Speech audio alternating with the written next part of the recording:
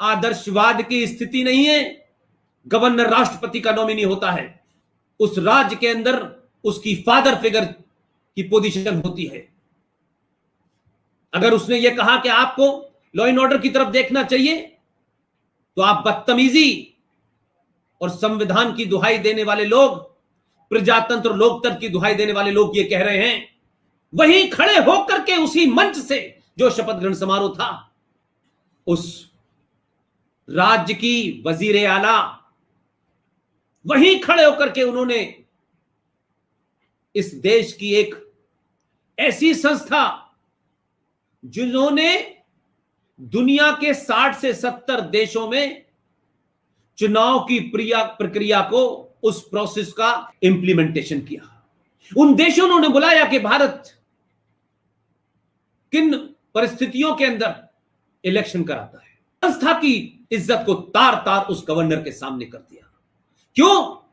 कि आज राजनीति का मतलब यह हो गया है कि सत्ता लूट से, डर से, मार से, बलात्कार से, किसी भी कीमत पर सत्ता पे बैठो और सिर्फ बार बार ये को हम संविधान की दुहाई देते हैं और उसी संविधान को तार तार करते रहो। जो लोग हथियार लेके सर काट रहे हैं, अपने जिहादी उन्मादी उस किताब से प्रेरित होकर पूरे इलाके में दंगा फैलाकर, लूट कर, भोली भाली बच्चियों और औरतों का रेप करके, उन्हें मोलेस्ट करके आप उनसे लड़ाई लड़ेंगे प्रजातांत्रिक तरीके से? मजाक करते हैं आप। जान जाने के बाद सारा सब कुछ समाप्त हो जाता है। जिसका घर चला गया, जिसकी मां, बहन, बेटा बेटा मारा गया, उसके लिए कोई पार्टी नहीं होती। ये जिहादी खुलेआम धमकियां देते हैं। भारतीय संविधान के तहत कहां लिखा हुआ है कि कोई ये अनाउंस करे कि मैं फला का गर्दन काट दूंगा? एक एमपी संसद में शपथ लेता है, वो ये भाषा बोलता है, तिवारी तू जहां भी होगा उसे निकाल के लाया जाएगा और इंशाअल्लाह तेरी गर्दन हम काटेंगे अगर हिंदुस्तान की अदालतों ने तेरा फैसला नहीं किया। और उसके बारे में नहीं बोलते अब, कोई धारा नहीं लगती, सुप्रीम कोर्ट सो जाती है, सुओ मोटो कहां चला जाता है,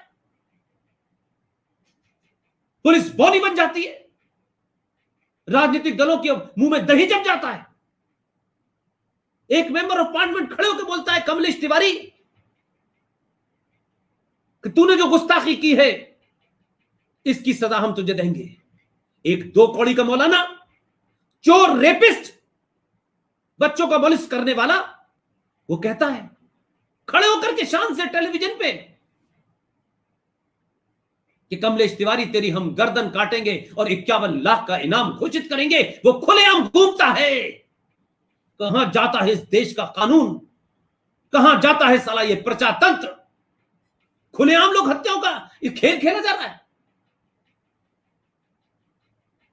ये इस्लामिक फतवा नहीं है, न इस्लामिक देश है। ये इस्लामिक फतवा दाढ़ी की आड़ में इस्लामिक गुंडागर्दी है।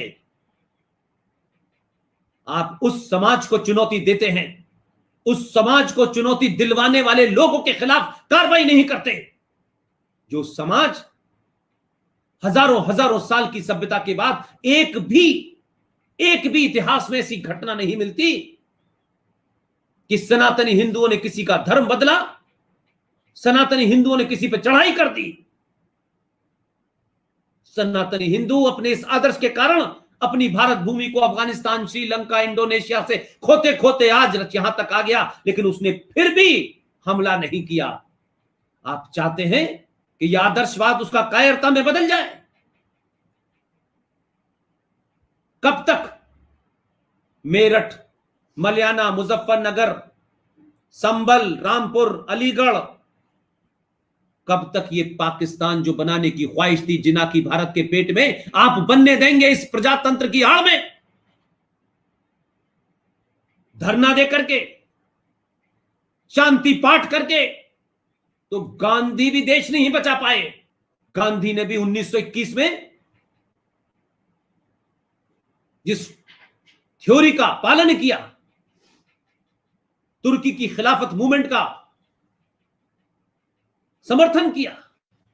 यहां के हिंदुस्तान के मक्कार मुसलमान मौलाना जौहर अली, मौलाना मोहम्मद अली जैसे मक्कार, उन्होंने प्रोपेगेंडा किया, क्योंकि गांधी को भी दिल जीतने की बड़ी कोशिश थी कि हिंदुस्तान के मुसलमान अगर हम उनका खिलाफत में साथ देंगे तो भारत की आजादी की लड़ाई में। उसी दरमियान कांग्रेस में लाइन से मुसलमानों को अध्यक्ष बनाया गया, जिस 1921 और 20 में इस देश में गांधी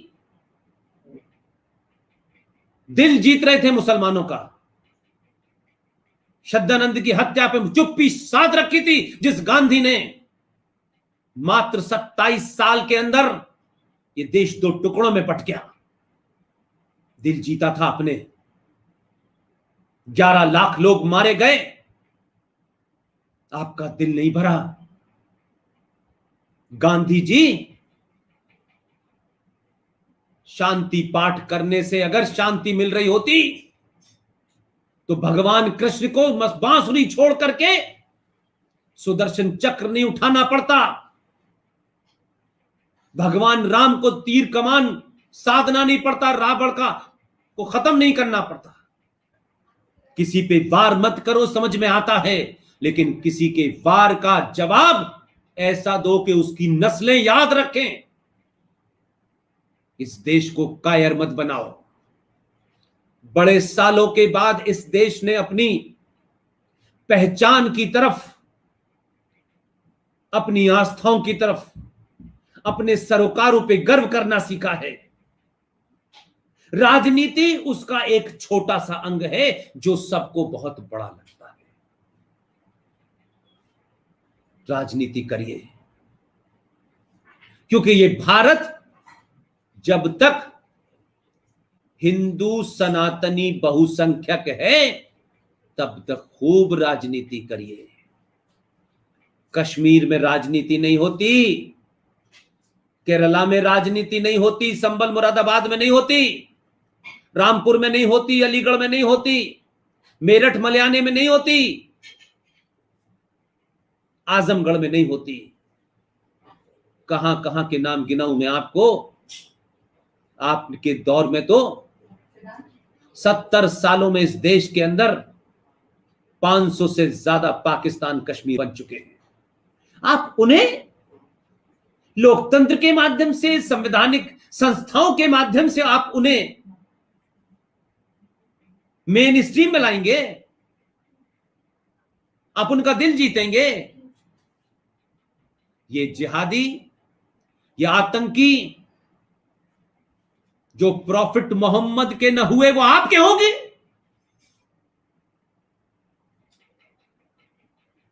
जिन्होंने उनके दामाद की गर्दन काटी और पैरों से उनको रोदा, उससे फुटबॉल खेली, उनकी बेटी की मार मार के पसलियां तोड़ दी। ये बर्बर जाहिल लोगों को आप समझाने आए हैं, आपकी बात सुनने वाले हैं। आप नमूने पालते रहिए दो एक, कुछ लोगों को छोड़ दीजिए जो इधर उधर का मंच बना करके घूम रहे हैं। कुछ नहीं मिलने वाला। सत्ता में हैं आप, इसलिए कुछ लोगों को आजकल बहुत ज्ञान सूझ रहा है। जो लोग अपने कार्यकर्ता की हिफाजत केरला में नहीं कर पाए वो ज्ञान दे रहे हैं। राजनीतिक लोगों की मजबूरियां हो सकती हैं, लेकिन सामाजिक संगठनों की मजबूरी क्या है? सच बोलो, कायरता की निशानी मत दिखाओ, इस समाज को कायर और नपुंसक मत बनाओ। पूरी दुनिया पागल हो गई है। America, Australia, Canada, Germany, France और कहां कहां से लोग क्या क्या लिख रहे हैं। कितने गुस्से में है देश। किस लिए? क्या सबका राजनीतिक स्वार्थ है? क्या सब कोई किसी पार्टी से जुड़े हुए? नहीं, पार्टियां सिर्फ सिंबल होती हैं। देश में गुस्सा है, इस देश में इतने लंबे समय के बाद एक किसी ने आपसे यह मांग नहीं की हमें ये दे दो, किसी ने नहीं की। कुछ लोगों की मांग हो सकती है हमें वक्फ प्रॉपर्टी एक्ट दो, हमारे 22 बच्चों को पढ़ाने के लिए माइनॉरिटी कमीशन दो। हमने आज तक मांग नहीं की भाई। ये बहुसंख्यक हिंदू समाज आज भी अपने निजी स्वार्थों के बारे में नहीं सोच रहा और आपसे कह रहा है